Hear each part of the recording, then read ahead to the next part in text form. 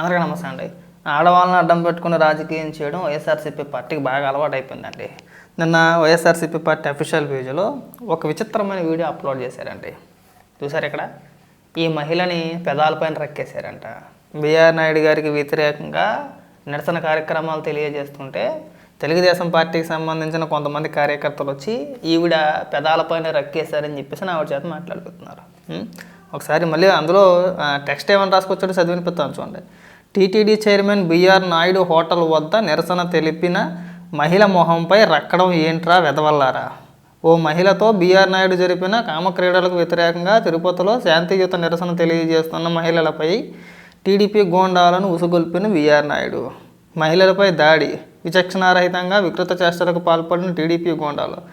మహిళతో వికృతంగా ప్రవర్తించే ఇలాంటి వారిపై చర్యలు ఉండవా అని చెప్పేసి అని చంద్రబాబు నాయుడు గారిని ఉద్దేశించి లాస్ట్లో ట్యాగ్ చేశారనమాట. ఒకసారి ఆ మహిళ ఏం మాట్లాడుతుందో వినిపిస్తా చూడండి. బిఆర్ నాయుడు గారి రాజీనామా కోరుతూ నిరసన తెలుపుతూ ఉన్న మమ్మల్ని విచక్షణారహితంగా బిఆర్ నాయుడు గారి గుండాలు ఎవరైతే ఉన్నారో రోడ్డుపైకి వచ్చి అన్యాయంగా మహిళలను కూడా చూడకుండా ఈరోజు గాయపరిచారు. పెదవుల పైన విచక్షణారహితంగా నక్కేసి మమ్మల్ని గుంపుల్లో తోసేసి భయంకరంగా పెదవుల పైన రక్కేడు ఏంటండి, గుంపుల్లో తోసేయడం ఏంటి, భయంకరంగా దాడి చేస్తే మీరు ఎలా ఉంటారా అంటే ఉంటారండి. ఇలాగా ఎక్కడో ఆ తోపులాటలో మీ పెదం మీరే కొరికేసుకుని ఉంటారు అంతే. గాయం కొద్ది పెద్దగా కనబడుతుంది.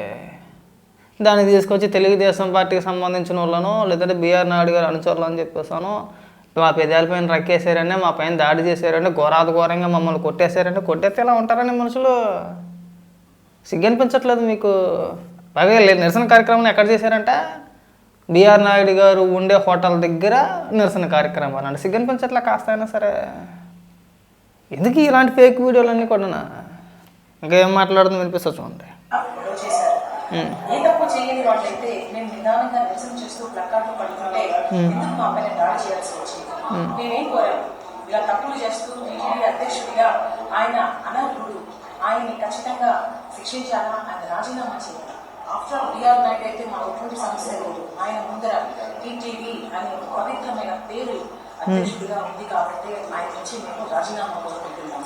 వైఎస్ఆర్ కాంగ్రెస్ పార్టీకి సంబంధించిన నాయకులందరినీ ఘోరంగా ఈరోజు గాయపరిచారు. మహిళలన్నీ కూడా చూడకుండా ఈరోజు విచక్షణారహితంగా గాయపరిచి పెదాలపైన రక్కేసి అసలు లాగి పడేశారు. ఈ ఊరుకో అమ్మ, పెదాలపైన రక్కేది వేటి వింటంటేనే కామెడీగా ఉంది. అది ఎలా సాధ్యమయ్యేది లేదు. ముఖం ఎక్కడ గాయం అవ్వలేదు కానీ పెదాలపైన రక్కేశారట. ఏం మాట్లాడతారు ఏమో. ఇవాళ పొద్దున్న నుంచి అంతా అదే పట్టుకున్నారు. వైఎస్ఆర్సీపీ పార్టీ అఫీషియల్ పేజీలో ఇంకే వార్తలు ఏమంటే వీళ్ళు డైవర్ట్ చేసే ప్రయత్నాలు చూడండి. ఇక్కడ ఎంత చక్కగా చేస్తారంటే ఆడవాళ్ళని అడ్డం పెట్టుకుని రాజకీయాలు చేస్తారనడానికి ఇది ఒక ఉదాహరణ అనమాట. చూపిస్తా చూడండి. ఇక్కడ ఇదిగా ఇప్పుడు వేసిన పోస్ట్ మాట 2 నిమిషాల క్రిందట. ఇక తిరుపతిలో మళ్ళీ సేమ్ స్టోరీ. ఆ మహిళని పెదాలపైన రక్కేశారని చెప్పేసి అని పశ్చిమ గోదావరి జిల్లాలో నిరసన కార్యక్రమాలు. ఇదిగో మళ్ళీ తిరుపతిలో కూడా సేమ్ అంతే. తిరుపతిలో కూడా ఇప్పుడు ఆ మహిళ పెదాలపైన రక్కేశారని చెప్పేసి డైవర్టేషన్లో భాగంగా అక్కడ కూడా నిరసన కార్యక్రమాలు. మీకు ఎంత సిగ్గేమని అనిపిస్తుంది అసలు. వీళ్ళు తల ఎందుకు చేస్తున్నారు అనుకుంటున్నారు. నిన్న అమరావతిలో పొట్టి శ్రీరాములు గారి విగ్రహం ఆవిష్కారం జరిగింది. దానిపైన కొంతసేపు ట్రోల్ చేసే ప్రయత్నం చేశారు. ట్రోల్ చేసే ప్రయత్నం చేస్తే పడిపోయినాయి వెనకతలే. మీరు మనుషులా పశువులరా, కనీసం ఎవరిని ట్రోల్ చేస్తున్నారు, ఎవరి విగ్రహం పెట్టారు, అసలు ఆయన గురించి మీకు తెలుసా?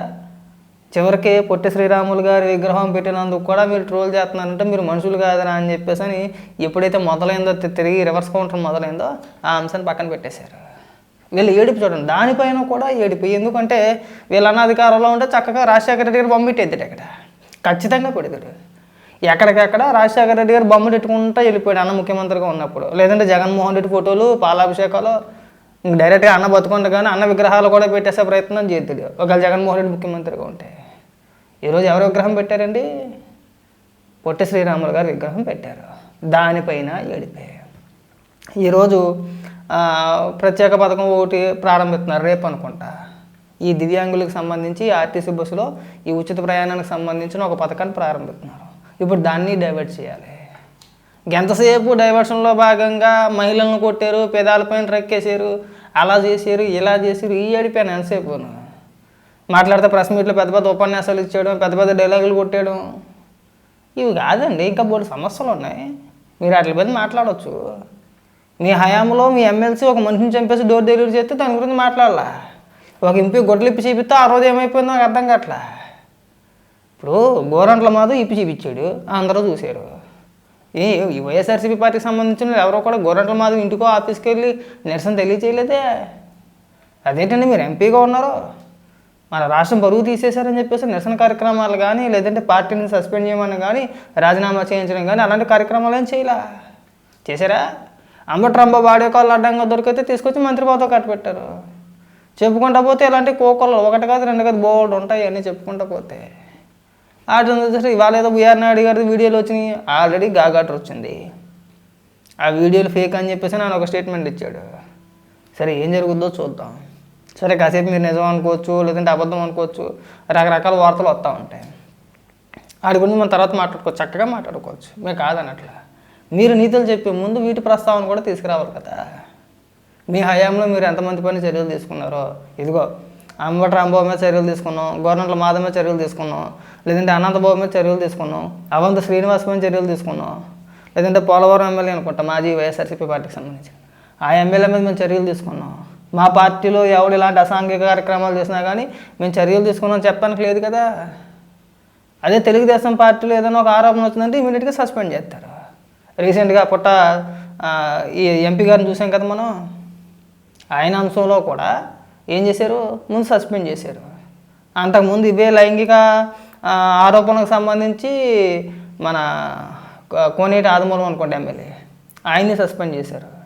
జనసేన పార్టీకి సంబంధించిన అరవస లేదారు, ఆయన్ని సస్పెండ్ చేశారు. నీలాగా పట్టుకొని ఆడాడట్లేదుగా. పైగా తిరుపతిలో ఏదో ఒక రచ్చ చేయాలనే ప్రయత్నాలండి. వీళ్ళు చేయాల్సిన దుర్మార్గాలన్నీ చేస్తారు, మళ్ళీ తిరిగి ఏదో ఒక రచ్చ చేయాలనే ప్రయత్నాలు చేస్తూ ఉంటారు. ఈ పద్ధతులు మంచివి కాదు. ఈ పద్ధతులు మానుకుంటే బాగుంటుంది. మీరు ఏదైనా చేయాలనుకున్నా, చెప్పాలనుకున్నా అసెంబ్లీలో మాట్లాడవచ్చు, అసెంబ్లీకి వెళ్ళొచ్చు. కానీ మనం చెయ్యం. ఆడవాళ్ళ ముందెట్టేయాలి. ప్రభుత్వం ఏ కార్యక్రమం చేసినా సరే దాన్ని డైవర్ట్ చేసే ప్రయత్నాలు చేయాలి, దానిపైన రచ్చ చేసే ప్రయత్నాలు చేయాలి. చివరి ఆఖరికి నన్ను ట్రోల్ చేయకపోయి మీరే ఇది ఏరిపాపలు అయిపోయారు. ఏం చేయాలో తెలియని పరిస్థితుల్లో మళ్ళీ ఇది ఒక కొత్త డ్రామా. సో ఈ డ్రామాలు గట్ట అల్లమాకండి. ఉన్న పొరుగు ఎందుకు పోగొట్టుకోవాలి చెప్పండి. మనకి ఇంకా అనేక అంశాలు ఉన్నాయి. దానిపైన మాట్లాడదా అంటే దానిపైన మాట్లాడరు. నిన్న అవినాష్ రెడ్డిని తీసుకొచ్చి బాబాయ్ మాటల గురించి సుద్దపూసల మళ్ళీ ఒక కొత్త స్టోరీని వెళ్ళుకొచ్చారు. ఆశ్చర్యం వేసిన వీడియో చూసిన తర్వాత. ఎట్రా బాబు, బెయిల్ మీద ఉన్న వ్యక్తులు ప్రెస్ మీట్ పెట్టి సుద్దపూసలా మాట్లాడుతుంటే ఏం చేయాలో అర్థం కాల మాకు. ముందు ప్రచారం చేస్తారో, తర్వాత సైలెంట్గా ఉంటారో, మళ్ళీ దాన్ని ఎదురుదాడి ఎలా చేస్తారంటే మాకు ఏం తెలియదు, మేము సుద్దపూసలు ఉన్న విధంగా చేస్తారు. మీరు దయచేసి ఇలాంటి ఫేక్ వీడియోలు, లేడీస్ని అడ్డం పెట్టుకొని ఆడవాళ్ళని తీసుకొచ్చి ఇలాంటి అసత్య ప్రచారాలు మానుకుంటే మంచిది.